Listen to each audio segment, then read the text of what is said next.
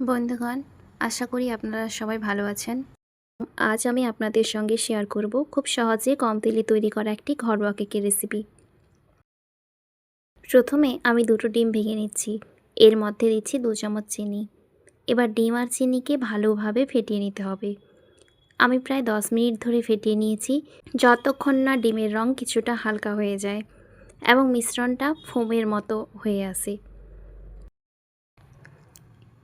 এরপর এর মধ্যে অল্প অল্প করে ময়দা দিয়ে ভালোভাবে মিশিয়ে নিচ্ছি। ময়দা দেওয়ার পর যদি মিশ্রণটা পাতলা মনে হয় তাহলে আরও একটু ময়দা দিতে পারেন। মিশ্রণটা যেন একদম মসৃণ এবং ক্রিমের মতো হয়। 1 চামচ তেল দিয়ে আবারও ভালো করে ফেটিয়ে নেব। ভিডিওতে যেমনটা দেখতে পাচ্ছেন।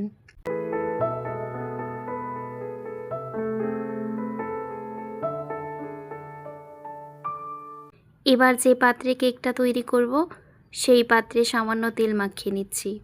এতে কেকটা তৈরি হওয়ার পর খুব সহজেই পাত্র থেকে বের করে নেওয়া যাবে। এবার তৈরি রাখা কেকের মিশ্রণটা পাত্রের মধ্যে ঢেলে দিচ্ছি। তারপর কড়াইতে একটি স্ট্যান্ড বসিয়ে তার উপরে পাত্রটি রেখে দিচ্ছি। উপর থেকে দিচ্ছি সামান্য এলাচের দানা এবং কিছু কুচি করা কাঠবাদাম। 30 মিনিট পর কেকটা হয়েছে কিনা সেটা পরীক্ষা করে নিচ্ছি।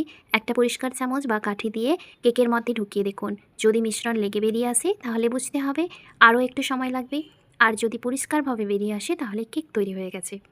আলহামদুলিল্লাহ, আমার কেকটা একদম সুন্দরভাবে হয়ে গেছে। চামচটাও পরিষ্কার উঠে এসেছে। এবার কেকটা পাত্র থেকে বের করে নিয়ে সুন্দর করে কেটে নিচ্ছি। দেখতে বেশ নরম আর সুন্দর হয়েছে। বাইরে থেকে কেনা কেকের পরিবর্তে মাঝে মাঝে বাড়িতে থাকা পরিচিত উপকরণ দিয়ে এইভাবে কেক তৈরি করে নিতে পারেন। বিশেষ করে বাচ্চারা কেক খেতে চাইলে ঘরে তৈরি করে দিলে উপকরণগুলি কী ব্যবহার করছেন সেটা নিজেরাই ঠিক করতে পারবেন। দেখতেই পাচ্ছেন খুব অল্প তেল আর মাত্র 2টি ডিম দিয়ে কত সুন্দর একটা কেক তৈরি হয়ে গেল। আপনারাও বাড়িতে একবার এই রেসিপিটা অবশ্যই ট্রাই করে দেখবেন। ভিডিওটি ভালো লাগলে অবশ্যই কমেন্ট করে জানাবেন।